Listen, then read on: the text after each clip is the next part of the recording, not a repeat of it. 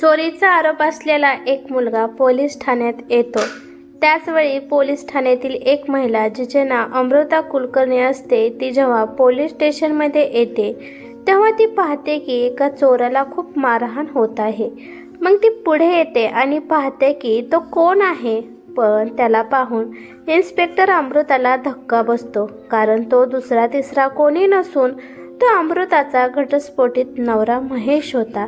महेश पोलिसांना हात जोडून विनवणी करत होता की मला मारू नका. महेशला असं तडफडताना पाहून अमृताला त्याची दया आली. ती पोलिसांना म्हणाली की थांबा, आता मारू नका. मी त्याला प्रेमाने विचारते की नक्की त्याने गुन्हा का आणि कशामुळे केला. अमृता एका चांगल्या घराण्यातील मुलगी होती. तिचं लग्न महेश जोशी यांच्यासोबत होतं आणि त्यांचं कुटुंब पण चांगलं होतं. आयुष्यभर महेश खूप श्रीमंत होता. पण लग्न झाल्यावर महेशची आई आणि बहीण विनाकारण अमृताला त्रास देऊ लागल्या.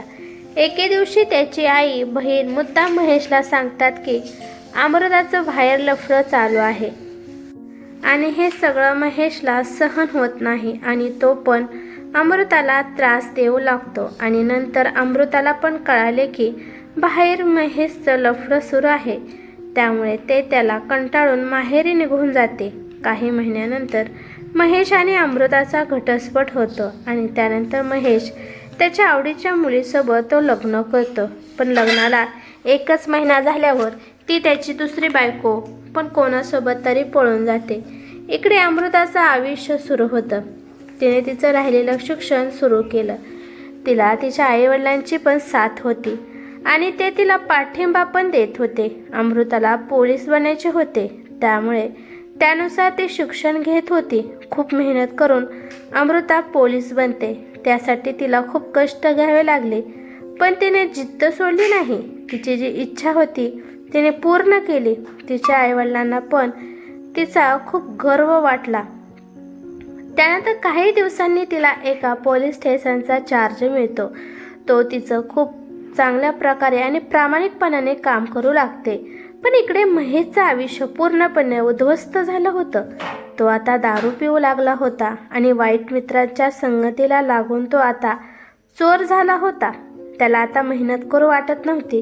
तो चोरी करूनच तो पैसे मिळवत होता आणि शिवाय दोन्ही पण बायका त्याला सोडून निघून गेल्या याचं पण त्याला दुःख होतं.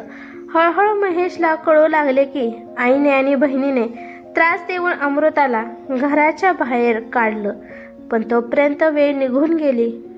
काही वर्षांनी त्याच्या बहिणीचं पण लग्न होतं आणि एका आजाराने त्याच्या वडिलांचे पण निधन होतं. आता घरात फक्त महेश आणि त्याची आई दोघेच असतात.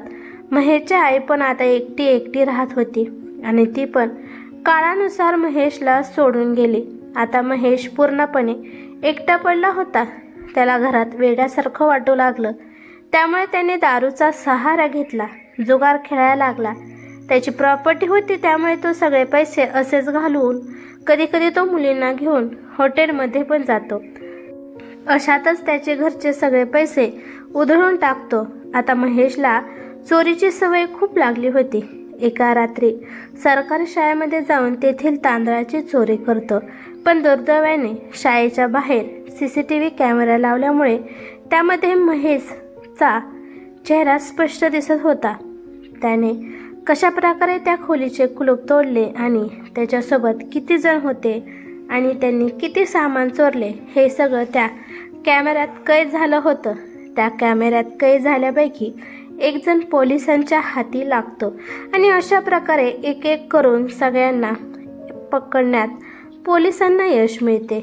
आणि त्या गँगमध्ये महेश पण असतो आणि त्याला पण पोलीस पकडून पोलीस स्टेशनमध्ये आणतात. पोलीस स्टेशनमध्ये सगळ्यांनाच पोलीस बेदम मारहाण करतात. ते खूप मोठमोठ्याने ओरडत असतात आणि जेव्हा महेशला मारहाण होत असते त्याच वेळेस तिथं अमृता तिच्या ड्युटीला आलेली असते. मार खाणाऱ्या व्यक्तीचा आवाज तिला ओळखीचा वाटतो. त्यामुळे ती त्याच्यापाशी जाऊन पाहते तर तिला धक्का बसतो, कारण तिचा घटस्फोटित नवरा तो महेश असतो. तिने त्याला 7 वर्षानंतर पाहिलेले असते. कसा पण असला तरी तो तिचा नवरा होता. त्यामुळे तिला त्याची दया आली. त्यानंतर अमृता त्या पोलिसांना थांबवते आणि म्हणते की काही गुन्हे मारून आपल्याला कळत नसतात, त्यासाठी आपल्याला त्यांना प्रेमाने सुद्धा बोलावे लागते. त्यामुळे आता मारायचे बंद करा. या पुढची प्रोसेस मी करते आणि तुम्ही आता जाऊ शकता. जेव्हा महेश अमृताला पाहतो तेव्हा त्याला धक्काच बसतो, कारण पोलिसांच्या वेशामध्ये अमृता त्याला खूपच डॅशिंग दिसते. त्याला पहिल्यांदा तर ओळखायलाच आलं नाही, पण तिच्या आवाजावर त्याला कळालं की हीच अमृता आहे. त्यानंतर हवालदारांच्या मदतीने अमृता महेशला एका खोलीत घेऊन यायला सांगते. त्यानंतर त्याला एक एक करून प्रश्न विचारते की या सगळ्या चोरीमागे तुमचा हात आहे का? हे सगळं तुमच्या साथीदारांनी तुमच्या म्हणण्याने केलं आहे का? महेश तिच्या पुढे हात जोडतो आणि म्हणतो की प्लीज अमृता, मला यातून बाहेर काढ. यामध्ये मी साथीदार नक्की आहे, परंतु मी त्यांचा मेन बॉस नाही. आम्ही दुसऱ्यांच्या म्हणण्यानुसार काम करतो. अमृता त्याला म्हणते की तुम्हाला तो दिवस आठवतो का, ज्या दिवशी मी तुमच्या पुढे अशीच हात जोडून विनवणी करत होती की मला घराच्या बाहेर काढू नका, माझी काहीही चूक नाही. तेव्हा तुम्ही माझ्यावर दया दाखवली होती का? आणि आता तुम्ही माझ्याकडून मी दया दाखवावी अशी अपेक्षा करत आहात. त्यानंतर अमृता त्याला म्हणते की सविस्तर जे तुमच्याबाबत घडलं आहे ते मला सांगा.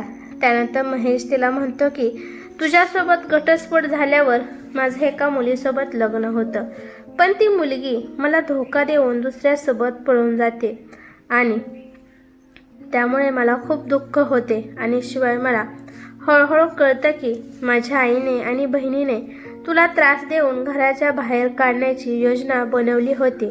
तेव्हा पण मला वाईट वाटलं, पण तेव्हा वेळ निघून गेली होती. तुला माघारी आणणं शक्य नव्हतं. कालांतराने बहिणीचं लग्न झालं. आई वडील दोघे पण देवाघरी गेले. मी एकटा पडलो आणि दारूच्या आहारी गेलो आणि त्यामुळे मला वाईट मित्रांची संगत लागली आणि मी गुंडागर्दीत सामील झालो. आम्हाला ज्या पण माणसांना पकडलं आहे ते आम्ही मुख्य नाही. आमचा मुख्य जो आहे तो बाहेरच आहे. आम्हा सगळ्यांना तुम्ही माफ करावं. यापुढे आम्ही अशी चूक करणार नाही. अमृता म्हणाली की तुम्हाला सोडायचं का नाही हे माझ्या हातात नाही, कारण तुम्ही खूप मोठे गुन्हे केले आहेत. त्यानंतर अमृता त्याला म्हणते की तुम्ही किती मोठ्या घराण्यातील होता. तुमच्याकडे भरपूर संपत्ती होती, घर बंगले सगळं काही होतं, पण वाईट कामाला लागल्यावर सगळं निघून जातं हे नक्की बरोबर आहे. मी फक्त आता एकच काम करू शकते की तुमची जी सजा आहे ती कमी करण्याचा प्रयत्न करते आणि यापुढे अशी चूक करू नका. त्यानंतर महेश अमृताच्या पाया पडतो आणि म्हणतो की प्लीज अमृता, मला माफ कर. आता खूप एकटा पडलो आहे. मी चुकीच्या मार्गाला लागलो होतो. प्लीज भूतकाळाच्या गोष्टी विसरून तू माझ्या आयुष्यात नंतर येते का? अमृता म्हणते की हे सगळं बोलायची ही वेळ नाही. जेव्हा तुमची सजा पूर्ण होईल तेव्हा या बाबतीत आपण एका ठिकाणी भेटून बोलू. त्यानंतर महेशला त्याच्या गुन्ह्यानुसार 1 महिन्याची जेल होते. ज्या दिवशी शेवटचा दिवस होता तेव्हा तो अमृताला म्हणतो की प्लीज अमृता, मला तुझा नंबर दे. त्यानुसार मी तुला काही गरज असेल तर फोन करू शकतो. त्यानंतर अमृताने तिचा नंबर महेशला दिला. दुसऱ्या दिवशी महेशचा फोन अमृताला आला आणि महेश म्हणाला की अमृता, तुला आठवत आहे की तू म्हणाली होती की मी जेव्हा जेलमधून बाहेर निघेल तेव्हा मी तुझ्यासोबत बोलायला तयार आहे. तर मग उद्या मला शर्वरी पार्कमध्ये भेटायला येते का? दुसऱ्या दिवशी ठरल्याप्रमाणे अमृता साधा ड्रेस घालून ती महेशला भेटायला जाते. ती लांबून पाहते की महेश खूप गरिबासारखा एका बेंचवर चिंतेत बसला होता. त्यानंतर अमृताला पाहून महेश खूप खुश होतो. महेश तिला म्हणतो की घरी आई वडील आणि भाऊ कसे आहेत? अमृता म्हणते की सगळं व्यवस्थित आहे. महेश म्हणतो की ओके. अमृता म्हणते की तुम्हाला काय बोलायचं होतं ते आता स्पष्ट बोला. मग महेश म्हणतो की तू माझ्या आयुष्यात परत यावं असं मला वाटत आहे. माझं सगळं कुटुंब हरवलं आहे. मी आता एकटाच आहे. त्यामुळे आता तू माझ्याकडे राहायचं नाही तर मी तुझ्यापाशी राहणार आहे. असं समज की तू मला दत्तक घे. परंतु मला तुझ्यापासून लांब करू नकोस. अमृता म्हणते की जे तू माझ्यासोबत केलं आहे ते विसरण्यासारखं नाही, परंतु आता तुम्हाला तुमची चूक समजली आहे, त्यामुळे मी तुम्हाला अजून एक संधी देण्यासाठी तयार आहे. अमृता म्हणते की आता इथं तर आपण नवरा बायको व सारखं राहू शकत नाही, कारण आता बऱ्याच जणांना माहीत झालं आहे की तुम्ही चोर आहात. त्यामुळे 1 महिन्याने माझी पोस्टिंग दुसऱ्या शहरात होणार आहे, तेव्हा आपण तिथं आपलं नवीन आयुष्य सुरू करू. महेशला अमृताच्या तोंडून हे बोलणं ऐकून खूप आनंद होतो. तो अमृताला म्हणतो की अमृता, तू माझ्यावर विश्वास टाकला, खरंच मी तुझे खूप आभार मानतो आणि यापुढे मी खूप प्रामाणिकपणाने राहणार, तुला कोणताही त्रास देणार नाही. आणि 1 महिन्यानंतर अमृताची दूर पोस्टिंग होते आणि तिथे जाऊन अमृता एक भाड्याने घर घेते आणि एका मंदिरामध्ये अमृता आणि महेश पुनर्विवाह करतात. देवाच्या आशीर्वादाने ते आता आनंदी राहू लागतात. महेश शिकलेला होता, त्यामुळे तो पण एका जागेला जॉब पाहतो आणि हळूहळू करून आता महेश स्वतःचा बिझनेस पण टाकतो. ही कथा कशी वाटली ते मला कमेंट करून नक्की सांगा. कथा आवडली तर लाईक शेअर नक्की करा आणि चॅनलवरती नवीन असाल तर चॅनलला सबस्क्राईब करा. धन्यवाद.